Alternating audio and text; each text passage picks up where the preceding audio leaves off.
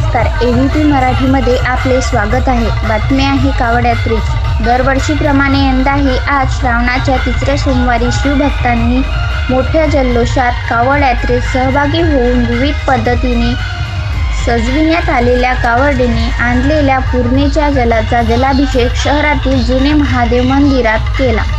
शहरातील विविध भागातील युवकांनी आपापल्या परिसरातून एकूण 11 कावड यात्रा काढून हा धार्मिक सोहळा पार पाडला। शेगाव शहरापासून 17 किलोमीटर अंतरावर असलेल्या खिरोडा येथील पूर्णा नदीवरून किंवा 6 किलोमीटर असलेल्या नागझरी येथील मोहना नदीवरून जल आणण्यासाठी रविवारी रात्री हजारो कावडधारी शिवभक्त यातील कोणत्याही एका नदीवर जातात आणि कावडमध्ये पूर्णेचे जल भरून रात्रीच्या प्रहरीस पायी चालत शेगाव शहराच्या दिशेने निघतात। यामध्ये अनेक जण अनवाणी असतात।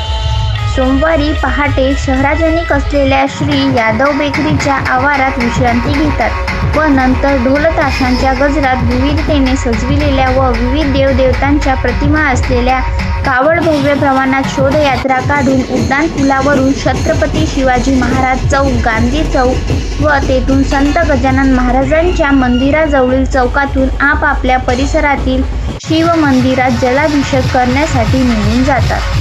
दिवसभर संपूर्ण शहरातील मुख्य रस्त्यावर सर्व कावड एकामागे एक लाईनने निघाल्या।